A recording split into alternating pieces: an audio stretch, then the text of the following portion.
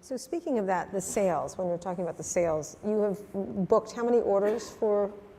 It's on the order of 400,000. 400,000. So 400, obviously, yeah, consumer interest and a promise. A lot of it around you, around the idea of you and Tesla and the excitement. They're not booking. It was quite surprising, actually. I mean, because we didn't do any advertising, or there was no guerrilla marketing or anything. It was just basically like, yeah, we're going to have this webcast. There were only about 1,000 people in the audience, and it really caught us by surprise. But I think, when you have a product that really resonates with customers, the word of mouth grows like wildfire, and that seems to be what. Yeah, but it's a little bit. I mean, honestly, in some groups of, especially men in Silicon Valley, if you show up and read like a label of a peanut jar, they'd be thrilled with the situation.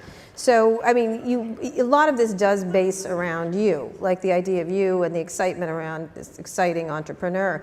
Is that enough to get it to this massive company you've been hoping to? The idea of this is the Elon promise, or it's the... Well, I think actually it's not so much, I mean, I sort of, I mean, I'm not sure. I think I deserve less credit than that. Actually, I mean, what Tesla's done, and we have a phenomenal team. There's like 15,000 people at the company. Worked super hard to create compelling products, to create great cars. And we started off with the Roadster, and then the Model S. And the Model S was rated, by Consumer Reports as the best car ever. Got the Model X, which has had some teething issues, but. I think is now at the point where it's really starting to.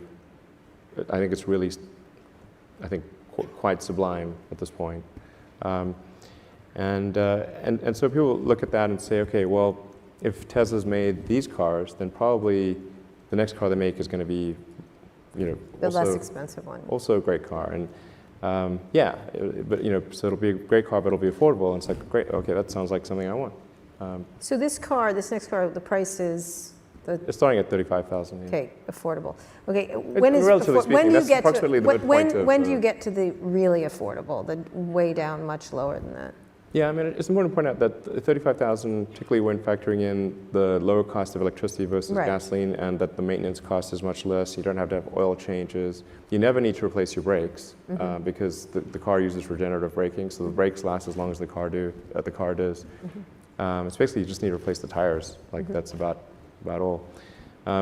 So the operational cost of the car is much lower fundamentally than a gasoline car, and so I think the average price for cars for gasoline cars is around 30, 32, something like that. Yeah, I mean there are starting prices that are lower, but when people pick options, I believe it's in around 32 or so in the U.S.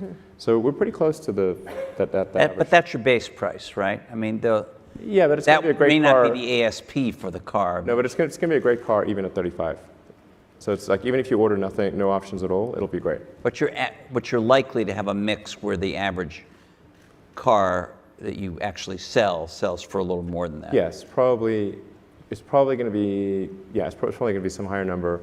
But it's really important to emphasize like 35. If somebody orders a $35,000 car, they'll be very happy. Like it's not like you need to order a bunch of options without which the car is not good. That car will have autonomous for 35?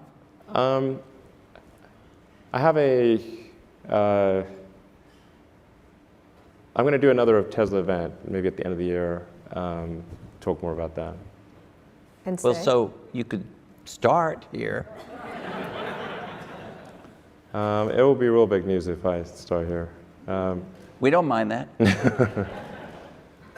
Let me just say that we're going to do the obvious thing. Okay. Okay.